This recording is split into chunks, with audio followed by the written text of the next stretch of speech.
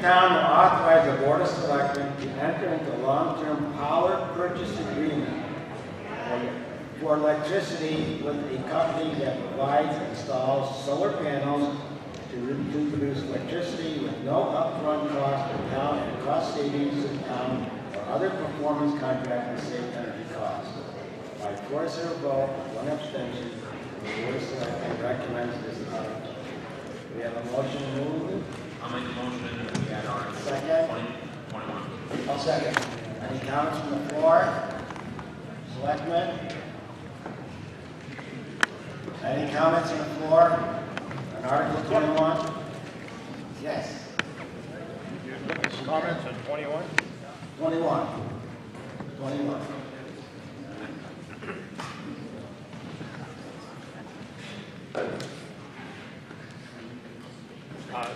Ken Graham, Parker Mountain Road. The article says there wouldn't be any upfront cost that would, you're saying, to the taxpayers.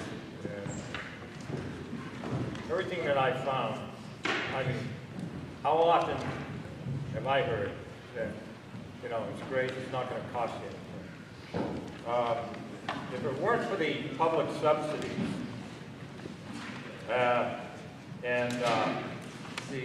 basically the umbilical cord tied to the public treasury, these solar companies, they wouldn't exist. I'm talking about the solar manufacturers. And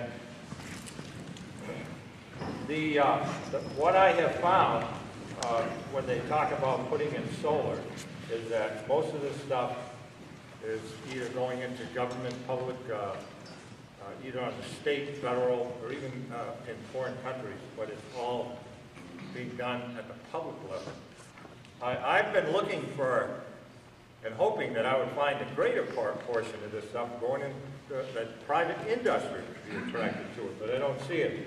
When I see that there are right now 33 solar companies that are heading for disaster, 20 of which are already bankrupt. One closest to us is Evergreen Solar in Fort Devens. They burned the taxpayers for $527 million. Now, this is a solar company. I'm not talking about the contractor who might install it.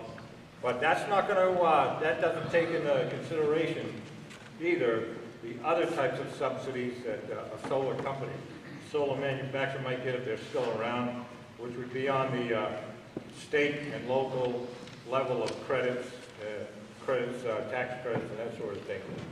I think the important thing to understand here is that this would be what, John, a 20-year contract? Don't look so disappointed. I'm trying to make a point. I doubt very much that it would be 20. What would it be? Durham's was 7. Well, they can buy out. I thought Durham could buy out at 10. Then they're looking at about $133,000 anyway to buy out the contract in 10 years. They have a 10-year buyout. But one of the biggest costs here is the power inverters, which they last about 7 years. But you're saying there wouldn't be any cost. But how would you arrive at I mean, would you have to have a contract reviewed? Would you have to put this out to bid or something like that? It is out to bid with the return of next week, Yeah. with the anticipation that we would start negotiating with the various responders to see which one was best, but take no action until after town meeting. And we would be paying somebody to review the contracts. Obviously, before we sign a contract, we'll have legal review it, but we do that with all contracts. I noticed earlier you mentioned that just in the police contract, with a few members that they have that the legal cost of $26,000. Most of it was union. You said most of it was doing the union contract. But so here we have something that we're going to be in an agreement with or a contract with, and we're going to end up paying some lawyer. The taxpayer is going to end up paying some lawyer over what this, right? In that sense, yes. I know that board voted on. I know Mike, Mike abstained because he has a company in his building Do you run that? Do you run your building by solar, Mike? Yes, I do. You do, and it's all totally solar? Yes, sir. All right. The reason I think that this should be done in some other way is because, first of all, if we're looking at even 10 years, how many of us have a computer around that's 10 years old? What I'm talking about is the technology, and that the idea that it's going to last, solar panels going to last 20 years and still be viable and not outdated, I don't agree. So I don't see this as anything the town should be doing as far as solar. And you're strictly, at this point, I understand that you're strictly talking solar, right? The town is talking doing solar, not some other performance contract. This article allows other performance contract, but right now we're out with an RFQ for solar. Okay. Thank you. Any other comment? Yes.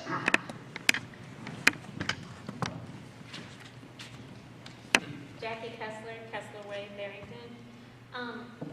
This is the first I've heard of this, so I was wondering if there was some more explanation than what's here on the article from somebody on the board. If I could just briefly speak to it, as Ken points out, there are a variety of federal subsidies out there subsidizing in different ways solar power.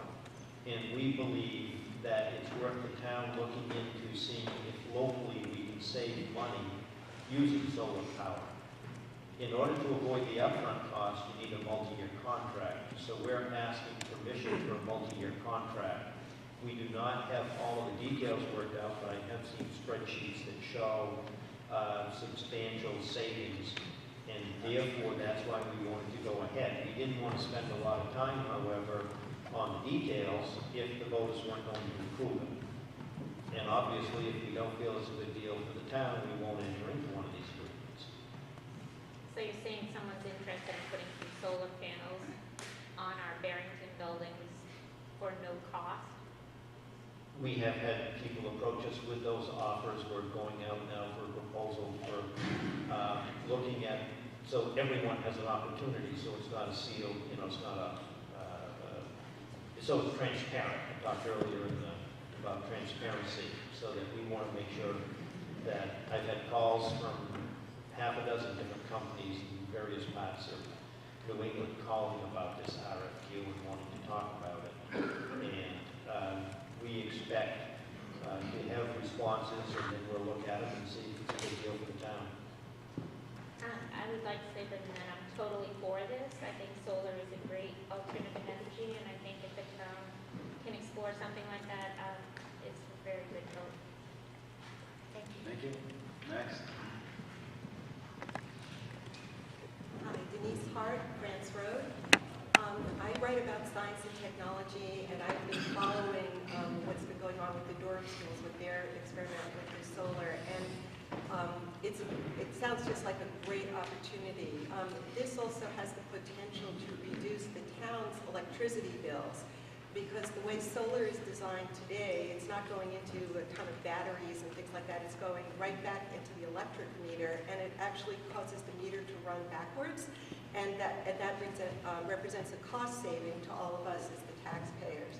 I'm grateful to the board and our town administrator for considering such a forward-thinking application that truly will not cause. The biggest expense of solar is the panels and installing them, and there are companies in New Hampshire that are doing this now, and it could represent a significant cost savings to us. If anyone wants to explore more about solar energy, there's a New Hampshire Solar Energy Association you can look up online. And the first weekend of every October, they sponsor a solar energy tour where you can actually see people's homes and buildings that are using solar energy, and will learn a lot more about it. Thank you. Next.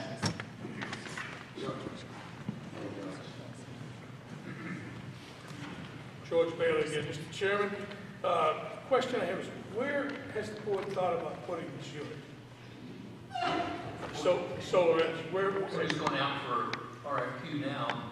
Those companies will come back and give us an idea where they think we should be. All right, and second question is, I hope that the board pays close attention to the maintenance agreement side of it, so that we really don't get stuck a lot of extra costs afterwards with that. So I will be voting for this article. Thank you. Thank you. Next.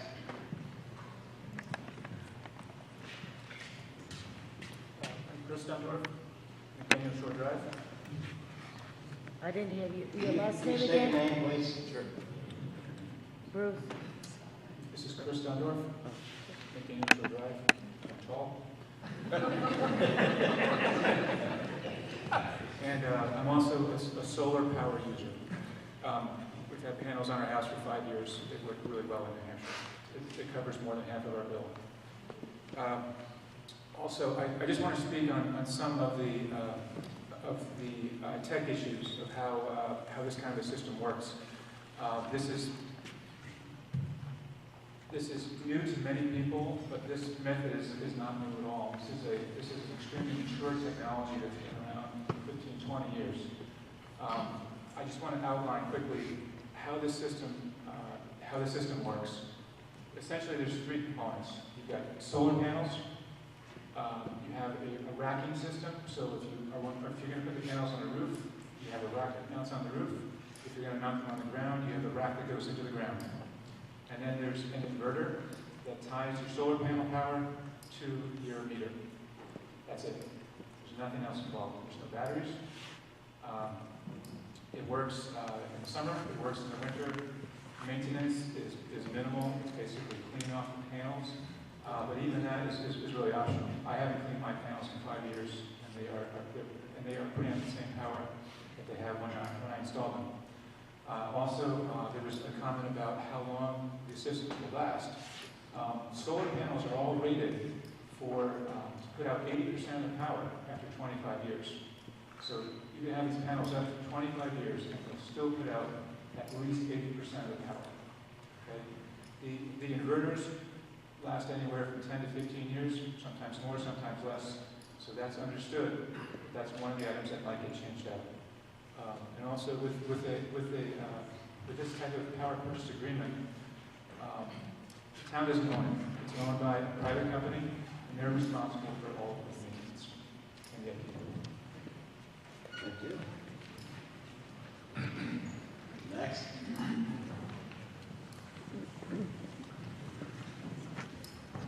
Paul Mosteller again. I did some research on this, found out about this article about a month ago. And just kind of give you an overview. Here again, maybe Mike can correct me or Morgan. I'm taking an example of a corporation that has to pay more than $200,000 in income tax. But the tax credit through the government, and if you go to energy.gov, it will actually provide you some information on how this tax credit works. But for example, if we were to impose and pass this article, which I agree to, we could seek a corporation that would provide their tax credit instead of paying the government $200,000 or $500,000 or $1 million. It would pay this third party to put a system in. And the system doesn't even have to be in Barrington. It could be somewhere else. And we could reap the rewards of a reduced kilowatt hour in our school buildings, our town hall. So from a maintenance standpoint, there is a third party. And if there's systems that change, if there's new efficiencies in the solar panels, these maintenance companies do stay on top of it. And if they become obsolete, then if it's the maintenance agreement, these things can be changed. But the panels do not even have to be here in our town. We can reap the rewards of a reduced kilowatt. Thank you. And next, please. I'm Jack Bingham from Scruton Pond Road. I also, full disclosure, I own a solar company, and I am submitting a bid for this, just so everybody knows that. I just wanted to briefly explain a power purchase agreement so everybody understood it. Essentially, any solar installation is entitled to a 30% tax credit. Obviously, as a municipality, the town can't take that tax credit. So what happens is a third party makes the commitment to borrow the money to install the system. They take the tax credit and use it or sell it or whatever. They also take the state rebates and they take the SRECs, and what that does is immediately reduce the cost of the system by about 48%. The way these things generally are designed is to immediately save the town money without them spending a dime. And that's really what we're talking about, other than potentially the legal fees to review the contract, which is something I hadn't considered.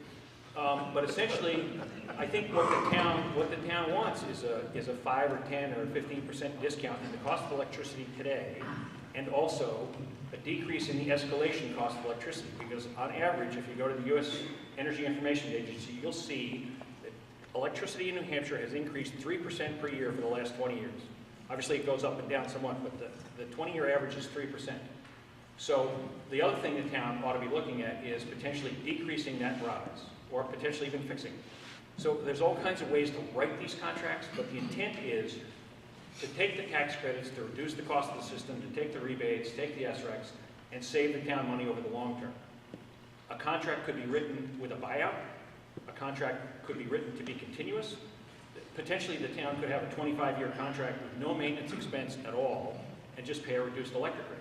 They could also potentially buy the system out in 6 years or 10 years or whatever. So there's a lot of flexibility here, and I think the point is that what we want to do is give the opportunity for the town to save money on a constantly increasing expense.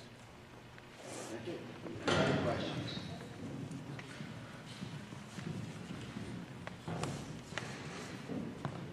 Hi, I'm Ken Grossman, through the Pond Road. I also happen to be one of Barrington's state representatives. Another one is Dennis Malloy, who's sitting behind me. And I happen to sit on the House of Representatives Science, Technology, and Energy Committee, so I'm kind of familiar with the whole relationship of the state and state rules to these things. You might not know it, but New Hampshire has a commitment to achieve 25% of, getting 25% of its energy from renewables by 2025.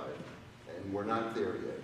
And why do we have that commitment? And the answer is pretty simple. There are environmental reasons for it, and there are economic reasons for it. And to start with the environmental, honestly, to some extent, it is about climate change and concerns about what fossil fuels do to the environment and the changes that will come over time. And secondly, it's about plain old vanilla, I shouldn't say vanilla, I should really say chocolate pollution, because a lot of our outdated ways of producing electricity pollute, and that's not a good thing. And then economically, costs are rising of producing electricity from other means other than through renewables. And it's true that at this point we have to provide incentives to kind of get the renewable industry going. Our hope in the legislature is that over time that will fade away, that this will become so obviously a good thing to do that companies and businesses will just want to do it and people will want to do it. And so for that reason, this is a great start in Barrington, and I hope we go along with it. Thank you. Any other comments? Seeing no further comments, the moderator declare that Article 21, appeal on the ballot as written. Article 22. To see if the town will vote to adopt the ordinance proposed by the Board of Selectmen to restrict and establish a penalty for the owners of domestic and farm animals running at large on town roads and streets, public property or lands, and other areas not owned by the animal owner as authorized in RSA 31:39. A complete copy of the proposed ordinance is at the town website, www.barringtonnewhampshire.gov, or the town clerk. Majority vote required. By a 5-0 vote, the Board of Selectmen recommend this article. Do we have a motion? I move Article 22. Second. Second. Are there any comments from the floor? Yes, sir. Excuse me, Ian Rohrbacher, Brooksville. I'm I sorry. have, I guess, a couple. Ian, what's Ian Rohrbacher. Okay, Brooksville. thank you.